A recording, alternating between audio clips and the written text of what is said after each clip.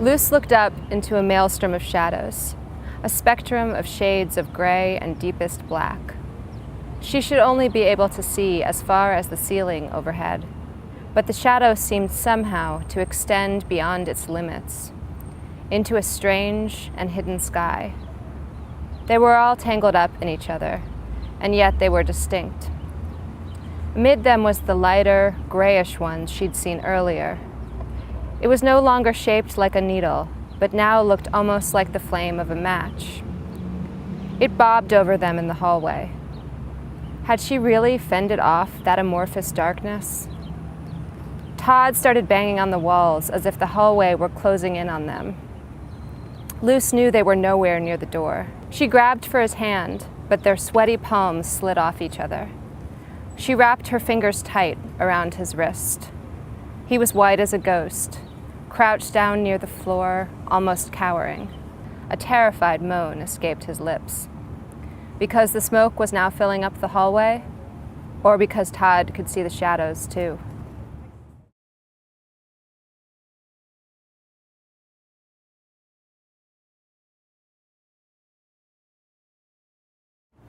"Are you scared?" Daniel asked. His head was tilted sideways, his blonde hair disheveled by a soft breeze. He was holding her, and while his grip was firm around her waist, it was as smooth and light as a silk sash. Her own fingers were laced behind his shirtless neck. Was she scared? Of course not. She was with Daniel, finally, in his arms. The truer question pulling at the back of her mind was, should she be scared? She couldn't be sure. She didn't even know where she was. She could smell the rain in the air, close by, but both she and Daniel were dry. She could feel the long white dress flowing down to her ankles. There was only a little light left in the day. Luce felt a stabbing regret at wasting the sunset, as if there were anything she could do to stop it. Somehow she knew these final rays of light were as precious as the last drops of honey in a jar. "Will you stay with me?" she asked. Her voice was the thinnest whisper, almost canceled out by a low groan of thunder. A gust of wind swirled around them, brushing Luce's hair into her eyes.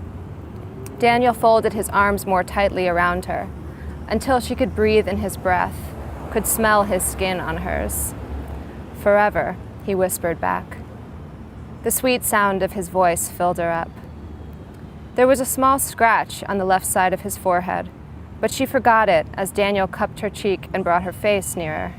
She tilted her head back and felt the whole of her body go slack with expectation. Finally, his lips came down on hers with an urgency that took her breath away. He kissed her as if she belonged to him, as naturally as if she were some long-lost part of him that he could reclaim. Then the rain started to fall. It soaked their hair, ran down their faces and into their mouths.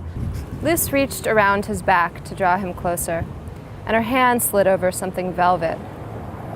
She ran one hand over it, then another, searching for its limits, then peered past Daniel's glowing face.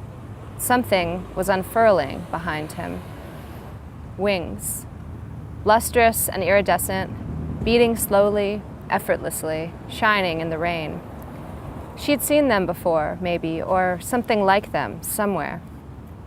"Daniel," she said, gasping. The wings consumed her vision and her mind.